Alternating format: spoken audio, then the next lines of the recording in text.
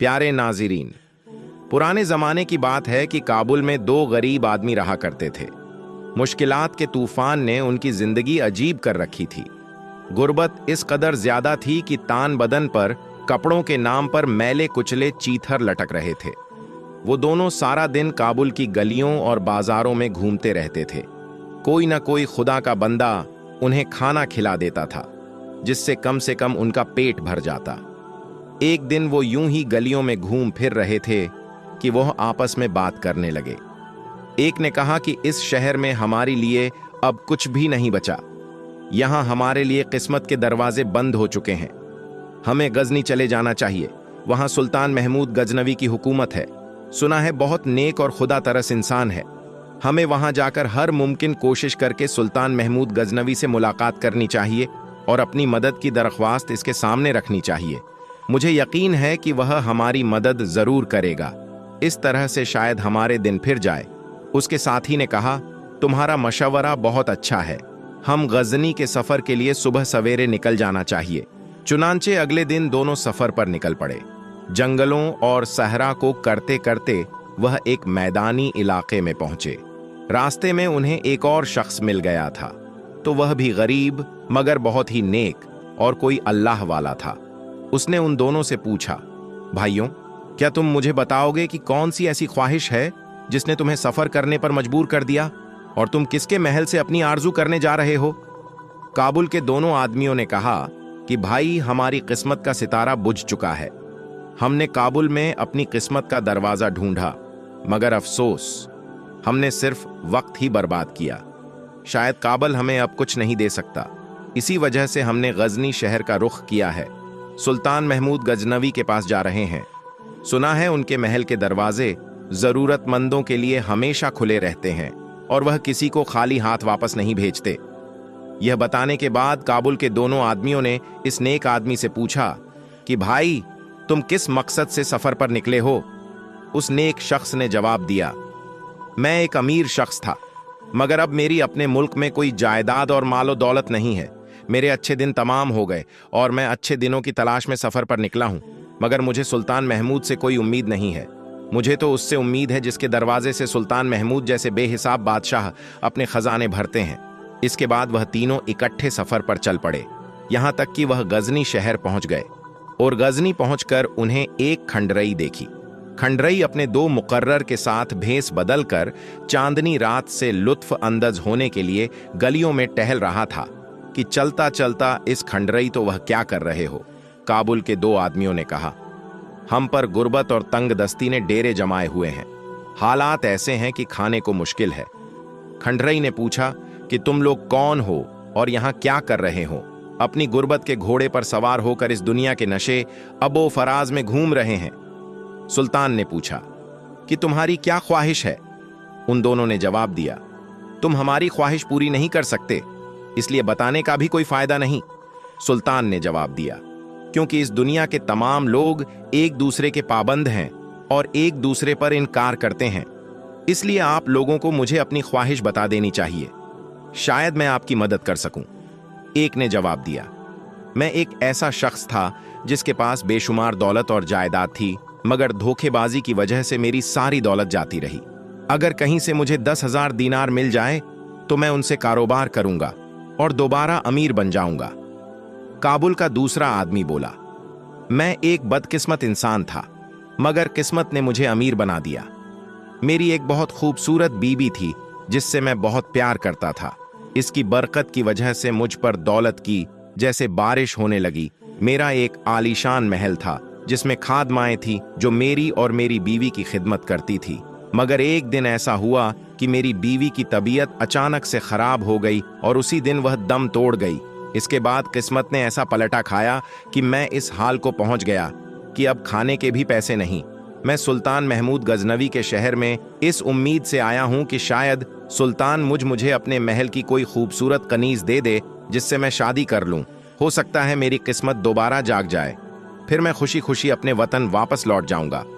अब सबकी नजरें उस तीसरे नेक आदमी की तरफ थीं, जो अभी भी उसने देखा कि एक शख्स खाली हाथ है और दूसरे के पास सोना है। इसने काबुल के दूसरे बाशिंदे को भी मौत के घाट उतार दिया। और उसका सर लेकर सुल्तान की खिदमत में हाजिर हो गया। जब सुल्तान ने मरने वाले का सर देखा तो गुस्से से चिल्ला उठा कि यह आदमी भी गलती से मारा गया। सुल्तान ने कुछ देर के लिए गौर किया और जब वह पुरसुकून हुआ तो उसे समझ आ गई कि खुदा का फजल इस अजनबी आदमी के लिए हिफाजत की एक दीवार है जिसने उसे किसी किस्म का नुकसान पहुंचने से रोका। इसके साथी के दिल में लालच पैदा हो गया। वो चलते चलते बोला, भाई देखो, मेरा दोस्त तो बेचारा मारा गया, मगर इसके सोने का असल मालिक मैं हूं, क्योंकि हम दोनों काबुल में इकट्ठे थे। तुम यह सोना मुझे दे दो। नेक आदमी को तो कोई लालच थी नहीं। इसने फौरन दोनों थैलों को काबुल के शख्स के हवाले कर दिया। अब मंजर यह था कि अजनबी शख्स दोबारा खाली हाथ था और सोना इस काबुल के बाशिंदे के पास था जो अपने साथ इस कनीज को भी लिए चल रहा था। इतने में जल्लाद वहां पहुंच गया। काट कर ले आए हो, जिसने बाअदब होकर मुझसे ख्वाहिश का इजहार किया था। दूर हो जाओ मेरी नजरों से, इससे पहले कि मैं तुम्हारा सर भी कलम करवा दूं। सुल्तान समझ गया कि सोना लेने वाला शख्स थक गया होगा और इसने अपना सोना इस अजनबी शख्स को थोड़ी देर के लिए दे दिया होगा। सुल्तान ने दूसरे जल्लाद को बुलवाया और बोला, अब तुम जाओ और जिसके पास सोना है उसका सर काट कर लेकर आओ। जल्लाद वहां से रवाना हुआ। इस बार खुदा का करना ऐसा हुआ कि काबुल का जो आदमी मारा गया था उसका मालिक था। उसके पास कुछ नहीं था और वह खाली हाथ था। जल्लाद उसके पास आया और तलवार के एक ही वार से इसकी गर्दन काट डाली और अपने साथ ले गया। काबुल के शख्स ने जब अपने साथी की हालत देखी तो थर थर कांपने लगा। दूसरी तरफ अजनबी शख्स को भी मामला समझ न आया कि यह हुआ क्या है और इसकी गर्दन क्यों काटी गई है।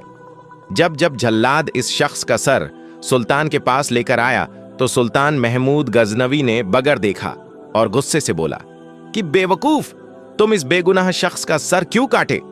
सुनकर जज्बाती हो गया और फौरन जल्लाद को बुलवाया और उन तीनों के पीछे जाने का हुक्म दिया और कहा, तीनों आदमियों में से जिसके पास लड़की और सोना है उसे छोड़ दे और जो खाली हाथ है इसका सर काटकर मेरे पास लाओ। जल्लाद रवाना हो गया। जब वह उनके पास पहुंचा तो इसने देखा कि 3 शख्स जा रहे हैं। एक के साथ लड़की है, एक ने सोना उठाया हुआ है और एक खाली हाथ जा रहा है। इत्तेफाक से इस वक्त सोने के थैले इस नेक शख्स ने उठाए हुए थे और जो हकीकत में सोने फैलाने का मोहताज होता है। हालांकि मैंने उसे बार बार कहा कि अपनी ख्वाहिश जाहिर करो। सुल्तान के दरबारियों में से ही एक दरबारी सुल्तान की बहुत खुशामद करता था। वह झट से बोला, सुल्तान मुअज्जम, अगर आपके पास बादशाहत और दौलत है तो वह इसी वजह से है कि अल्लाह ने उसे अता किया है कि आप मखलूक में उसे बांटे। अगर कोई आपके सामने अपनी ख्वाहिश रखने से इनकार करता है तो आपकी तौहीन है और इस तौहीन की कम से कम सजा मौत होनी चाहिए। सुल्तान अपने वजीर की बात मान ली। हालत यह थी कि इससे चला भी नहीं जा रहा था। इसने अपने साथ चलते हुए नेक आदमी से कहा कि भाई, मैं सोने के थैले उठाए हुए थक गया हूं, क्या तुम थोड़ी देर के लिए मेरे यह सोने के थैले उठा लोगे। इस नेक शख्स ने जवाब दिया, क्यों नहीं। यह कहकर इसने सोने के थैले उठा लिए। दूसरी तरफ सुल्तान ने अपने दरबारियों से कहा कि उस अजनबी शख्स ने मुझसे कुछ ना मांगकर मेरी तौहीन की है। इसने मुझे ऐसे ठुकरा दिया जैसे मैं कोई गरीब भिखारी हूं जो खुद दूसरों के आगे हाथ फैलाता है। ने औरत की ख्वाहिश की है उसे महल में मौजूद खूबसूरत कनीज में से एक कनीज दे दी जाए, और जिसने पैसों की ख्वाहिश की है उसे सोने के सिक्कों से भरे 2 थैले दिए जाएं। सुल्तान के हुक्म की फौरी तामील की गई। इसके बाद सुल्तान ने कहा, अब तुम लोग अपने अपने वतन वापस लौट जाओ। सुल्तान के हुक्म पर वह तीनों सफर पर निकल पड़े। अभी चलते चलते वह रास्ते में ही थे कि जिस शख्स ने सोने के 2 थैले उठाए हुए थे वो थैलों के वजन की वजह से थक गया और अब इसकी हालत खराब हो गया। यहां बुलाकर मेरा वक्त जाया किया। मैं तो इससे मांगता हूं जो बादशाहों को बादशाही देने वाला है। अगर मेरे रब ने देने का इरादा कर लिया है तो कोई उसे रोक नहीं सकता, और अगर मेरे रब ने ना देने का इरादा कर लिया है तो कोई इसकी मर्जी के बगैर दे नहीं सकता। सुल्तान चाहता था कि यह अजनबी शख्स किसी ना किसी चीज की ख्वाहिश करे, मगर सुल्तान के लाख कहने के बावजूद इस अजनबी शख्स ने सुल्तान के आगे हाथ न फैलाए। आखिर थक हार कर सुल्तान ने हुक्म दिया, जिस शख्स को दी जो उन्होंने कल सुल्तान को बताई थी। फिर सुल्तान ने इस अजनबी शख्स से पूछा कि बताओ तुम्हारी क्या ख्वाहिश है। वह बोला कि ए सुल्तान, महमूद गजनवी, अगर मैं तुमसे तुम्हारी बादशाही मांगूं तो क्या तुम मुझे दोगे? सुल्तान बोला, हरगिज नहीं, ये कैसी ख्वाहिश है? कोई ऐसी ख्वाहिश बताओ जो मैं पूरी कर सकूं। तुम सोना मांगोगे तो मैं सोना दूंगा, अगर तुम घर मांगोगे तो मैं घर दूंगा।